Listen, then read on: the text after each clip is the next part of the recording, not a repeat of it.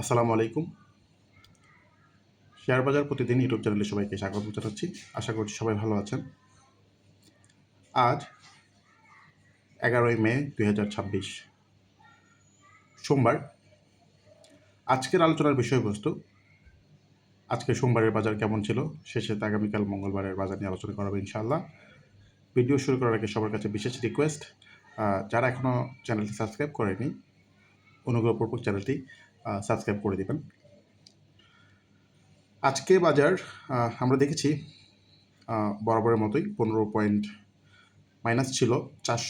714 কোটি টাকা লেনদেন হয়েছে। 142টি বেড়েছে, 188টি কমেছে, 57টি আনচেঞ্জ ছিল লেনদেনে। আজকে যাদের যে সেক্টরের অবদান সবচেয়ে বেশি ছিল তার মধ্যে ছিল ইঞ্জিনিয়ারিং, তারপর textile, Pharma and chemical, insurance, food and allied. এই পাঁচটার অবস্থা বেশি ভালো ছিল লেনদেনে। আর গেইনারের দিক থেকে মোটামুটি আমরা দেখেছি আজকে প্রেপানের প্রিন্টিংটা কিন্তু মোটামুটি দেখেন লেনদেনের অবদান কম থাকলেও তাদের কিন্তু আজকে গেইনের সংখ্যাটা বেশি। হ্যাঁ,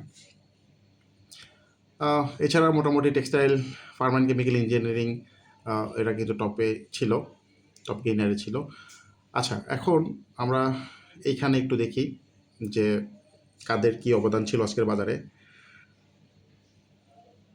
সিরামিকের ভিতরে মুন্নু সিরামিক, ইঞ্জিনিয়ারিংয়ে ডোমিনেস, টেক্সটাইলে মুন্নু ফেব্রিক, ফার্মার ভিতরে ছিল Asiatic, Techno, Salvo, Acme pesticides, ইন্স্যুরেন্সে সোনার বাংলা, কন্টিনেন্টাল, মেঘনা ইন্স্যুরেন্স, ফুড অ্যান্ড অ্যালাইডে পিডিথাই ফুড, লাবেলো, আরডি ফুড, তারপর টেনারিতে অ্যাপেক্স ফুড, আইটিতে অগ্নি, মিসেলেন্সে ছিল Aman feed, GQ ball pen, খানবাজার।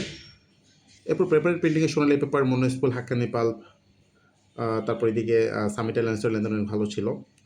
আচ্ছা, এখন আসেন আমরা বরাবরের মতোই যেটা দেখি সেটা হচ্ছে সূচকের অবস্থা। দেখেন একই চিত্র গত কয়দিন ধরে দেখেন শুরু হয়েছে কিন্তু সেই এখান থেকে যদি ধরি 26 এপ্রিল থেকে শুরু করে আজকে পর্যন্ত সেম সিনারি। প্রথমে একটু বাড়বে, পরবর্তীতে কমে যাবে। তো যাই হোক, এখন পর্যন্ত আমরা যেটা দেখছি যে বাজারের সাপোর্ট যদি আমরা দেখি, সাপোর্ট কিন্তু অনেক নিচ্ছে। আমি গতকালের ভিডিওতে বলেছি সাপোর্ট কিন্তু আপাতত এখানে 5112, সেই হিসেবে আরও হয়তোবা 100 পয়েন্টের মতো আস্তে আস্তে পড়তে পারে। তবে একদিনই পড়বে না, এরকম স্লোলি 10-15 করে পড়তে পারে। বাট এর ভিতরে যদি একটা কাজ করে সেটা হচ্ছে প্রথমে মাইনাস হবে এবং পরবর্তীতে গ্রিন হবে। এরকম যদি একটা কিছু হয় তাহলে একটু বেশি ভালো। আমি একটা ক্যান্ডেল দেখাই তাহলে বুঝবেন আপনারা। এই ক্যান্ডেলটা দেখেন, 12 এপ্রিলের ক্যান্ডেলটা। সে করেছিল কি, প্রথমে কমে গিয়েছিল, পরবর্তীতে সে গ্রিন হয়েছে। এর ফলে কী হয়, ক্যান্ডেলটা সুন্দর হয়েছে। সো এরকম একটা ক্যান্ডেল যদি আমরা ঠিক এইখানে যদি নতুন করে দেখি তাহলে আশা করব যে এখান থেকে কিছুদিন বাজার ভালো যাবে। তবে এটা যতদিন না হবে ততদিন পর্যন্ত, এখন পর্যন্ত কিছু বলা যাচ্ছে না। সাপোর্ট তো বললামই। এখন এই অবস্থায়ও কিছু স্টক ব্যবসা দিচ্ছে আপনাকে। এই অবস্থায় যতটুকু ব্যবসা করে নেওয়া যায় করে নিতে হবে, কিছু করার নেই। এখন খুব সুন্দর বাজার যেহেতু নেই, ভালো বাজার যেহেতু নাই, আপনাকে যে সেক্টরগুলো, যে স্টকগুলো ভালো করতেছে সেখান থেকে আপনাকে ব্যবসা করে নিতে হবে। আপনারা দেখেছেন যে আজকে অনেক লোপেট ভালো করেছে। আর মিউচুয়াল ফান্ড নিয়ে গতকাল বলেছিলাম যে আসলে এই যে নিউজটা, এটা খুব পজিটিভ কিছু না। অনেকেই হুমড়ি গিয়ে পড়ছেন। আমি দেখেছি আজকেও অনেকে হল্টে আপনারা মিউচুয়াল ফান্ড বাই করতেছেন বা বাই করেছেন। আমি সত্যি অবাক হলাম। হ্যাঁ, যে একটা স্টক 20% বেড়ে যাওয়ার পরে হল্টে শেয়ার কেনা হচ্ছে, এরকম অনেকেই করেছে। তো পরবর্তীতে কী হলো, লাস্টে কমে গেল। আসলে কি, ব্যবসার সিস্টেমটা হচ্ছে যখন দাম কম থাকবে তখন আপনি অল্প অল্প করে শেয়ার কিনবেন, জমাবেন, কালেকশন করতে থাকবেন। যখন কোনো কারণে সে বাড়বে, কোনো নিউজের কারণে হোক, যে কোনো কারণে হোক, যখন সে বাড়বে আপনি ওই বাড়তির ভিতরে আপনি আস্তে আস্তে সেল করবেন। এটা সিস্টেম। বাট আমরা সবসময় উল্টোটা করি। যখন দাম কমে যায় আমরা সেল করে দিই ভয়ে, আবার যখন দাম বাড়ে তখন আমরা টাইনা কিনে মানে পরবর্তীতে আবার আটকে থাকি। যে কোনো শেয়ার 20-30% বেড়ে যাওয়ার পর এটাতে আমরা কেন যাব, তাই না? তখন আমি আস্তে আস্তে সেল করবো। বাট আমার কাজ হচ্ছে যখন নিচে থাকবে আমি আস্তে আস্তে কালেকশন করবো। ধরেন আপনি একটা স্টক কিনছেন, কেনার পরে আপনি আটকে গেছেন, সে 15-20% কমে গেল। তাহলে আপনার কাজ হচ্ছে যখন কমেই গেছে তাহলে আপনি পারলে অ্যাভারেজ করেন, নাহলে ওয়েট করেন। সে যেহেতু 20% কমছে, আবার ইনশাল্লাহ ওখানে যাবে, আবার সে বাড়বেই। কিন্তু আমরা সবসময় উল্টোটা করি, কমে গেলে আমরা লসে সেল করে দিই এবং যেটা বাড়ে সেটাতে আমরা আবার নতুন করে ঢুকি। তো এতে কী হয়, যেটা আমরা নিচে সেল করি এটা পরবর্তীতে একটা সময় ঘুরে যায় বাড়ে, আর যেটা উপরে আমরা টেনে কিনি ওটা একটা সময় কমে যায়। তাহলে আপনি আপনার নিয়ম চেঞ্জ করে ফেলেন। যখন কোনো একটা স্টক একদম নিচে চলে আসবে কমতে কমতে আপনি ওটা কিনবেন। আপনি কিনে সময় দেন, আস্তে আস্তে করে কিনবেন, একদিনই কেনার দরকার নেই। এরপর আবার যখন বাড়বে টানা কয়েকদিন, তখন আপনি আস্তে আস্তে সেল করবেন। এটা যদি করতে পারেন, এটা যদি একটু ধৈর্যের ব্যাপার আছে এখানে আসলে। আর একদিনেই কোনো স্টক কিনবেন না, একদিন কোনো স্টক কিনে ফেলে তখন আপনার কাছে খারাপ লাগবে। যখন সেটা একটু করে কমবে আপনার কাছে খারাপ লাগবে। আচ্ছা, একটা উদাহরণ দিয়ে আসেন, যেহেতু এ প্রসঙ্গে আসছে, একটা উদাহরণ দিই। বিডি ল্যাম্পের কথাই আমরা ধরি না কেন, দেখেন বিডি ল্যাম্প একটা উদাহরণ দেখেন, সে কিন্তু এখানে কিছুদিন বেড়েছে, এখন বাড়ার পরে কী হলো, এখানে আবার স্লো হয়েছে। তো এখানে এই স্লো 4-5 দিন অনেকের সহ্য হয় নাই, তারা হয়তো কেউ যদি এখানে কিনেও থাকে, সে করলো কি 160-এর নিচে যখন নামছে সে মেরে দিছে। আচ্ছা যাক, তারপর তো বাড়লোই কিছুদিন। এরপর এইখানে কিন্তু মোটামুটি 8-10 দিন সে এখানে আছে, স্লো আছে। তখন কেউ যদি স্লো অবস্থায় কিনে 84-85 কিনে, তাহলে কিন্তু সে 200-র উপরে কিন্তু অলরেডি কয়েকবারই গিয়েছে। তাহলে এখানে আপনি 84-85 কিনে যদি 200 সেল করতে পারেন, খারাপ কি? আবার যখন কমবে আপনি আবার কিনবেন। এরকম অনেক স্টক আছে, অনেক স্টক আছে যেগুলো যেগুলো কালেকশনে আসলে কেনা যায়। অনেক লোপের আছে, অনেক লোপের আছে। আপনি আরেকটা দেখেন, যেদিকে আজকে আমরা দেখেছি যে সোনালী পেপার আজকে হল্ড হয়েছে।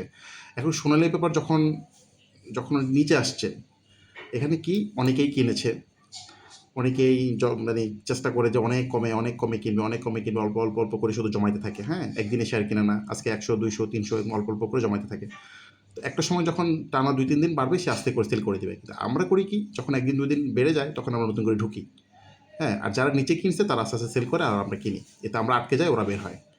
তো যাই হোক, এগুলো আসলে আস্তে আস্তে এগুলো করতে হবে। মানে যত বটমে যাবে আপনি আস্তে আস্তে কিনবেন। কেউ না কেউ তো শেয়ারগুলো কিনতেছে। তো যাদের অনেক টাকা আছে তারা যদি কিনতে পারে, মামুরা যদি কিনতে পারে, আপনিও কিনবেন, অল্প অল্প করে কিনবেন। হ্যাঁ, যত মারবে তত কিনবেন। যখন আস্তে আস্তে বাড়বে তখন আস্তে আস্তে সেল দেবেন। ঠিক আছে, আল্লাহ ভরসা। তো এখন যেটা দেখলাম, আচ্ছা আগে একটা ইম্পর্টেন্ট বিষয় দেখি আমরা।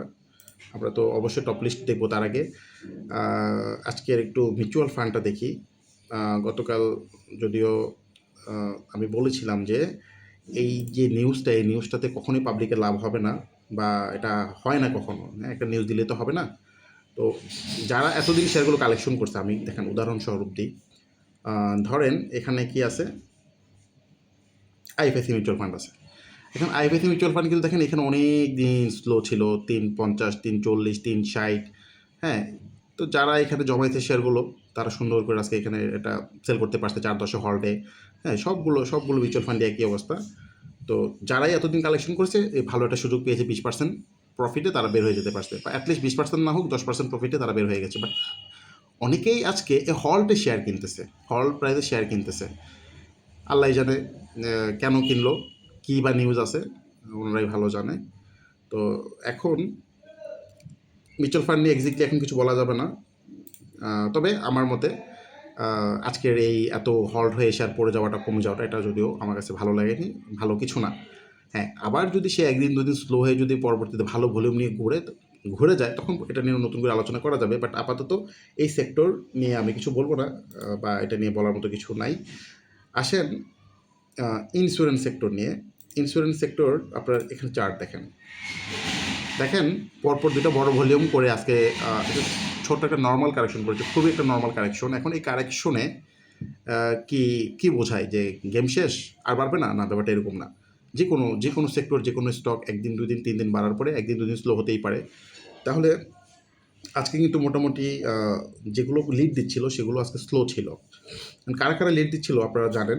কন্টিনেন্টাল লিড দিচ্ছিল, আইসিআইসিআই লিড দিচ্ছিল, শিকদার লিড দিচ্ছিল, সোনার বাংলা ও ভালো করতেছিল, কিন্তু সোনার বাংলা আজকেও ভালো করেছে।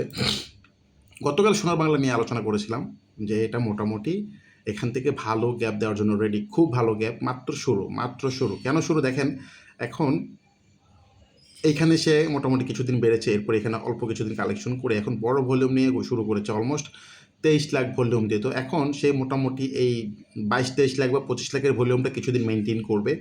তো এই 25 লাখের ভলিউম যদি আর 2-3 দিন হয়, তাহলে কিন্তু আমি আশা করছি সে 45 চলে যাবে ইনশাল্লাহ। হ্যাঁ, আশা করতেছি। তো এরকম আরও আছে। তো আমি দু একটা নাম বলি। শিকদার কিন্তু যেটা করতে হবে আপাতত, এখানে সে যে ঝামেলাটা করে ফেলছে, 35 এর আশেপাশে দুইবার গিয়েছে, আজকে 35-30 গিয়েছে, গতকাল গিয়েছে 35-50। তাহলে এখন তাকে অবশ্যই 35-50-এর উপরে যখন যাবে তখন নতুন করে আপনার এন্ট্রি দেবেন, তার আগে এন্ট্রি দেওয়ার দরকার নেই, ঠিক আছে? কারণ একই প্রাইজে দুইবার তিনবার যাওয়ার পরে যদি স্লো হয়ে যায়, ওটা ইউজুয়ালি ভালো করতে চায় না। এই জন্য আপনাকে 35-50-এর উপরে গেলে, টিকে গেলে তারপর আপনি, বা ক্লোজ হলে তখন আপনি নেবেন, তার আগে এটা নেওয়া দরকার নেই। এখন আপনার নজর থাকবে কোনটাতে? এটা হচ্ছে পূরবী, এটাতে নজর রাখতে পারেন, এটা খুব ভালো অবস্থায় আছে।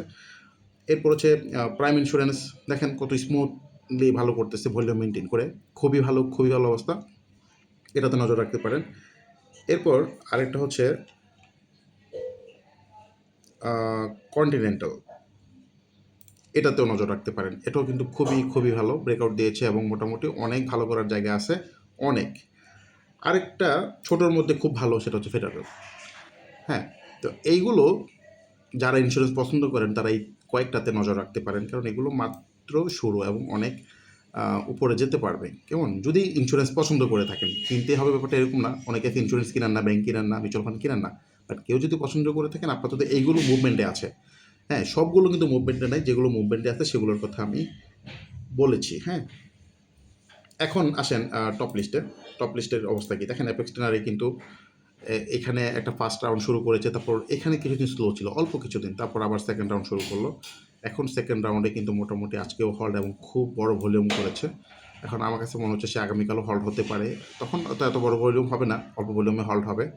তো এটা রেজিস্ট্যান্ট কোথায় আমি গতকাল বলেছিলাম, আজকে তারপর আরেকবার বলে দিই।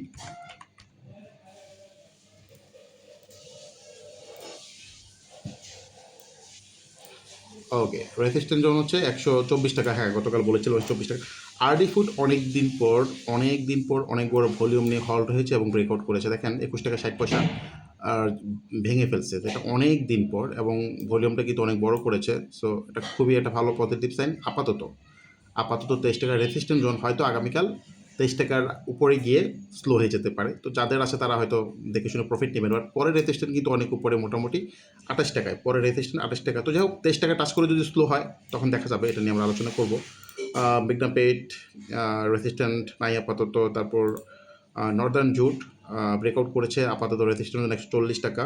সোনালী পেপার অনেক দিন পর অনেক বড় টান দিয়েছে। হ্যাঁ, এখন তাকে যেটা করতে হবে, এইটা ভাঙতে হবে, 241 টাকা ভাঙতে হবে, এরপর হচ্ছে 270 টাকা।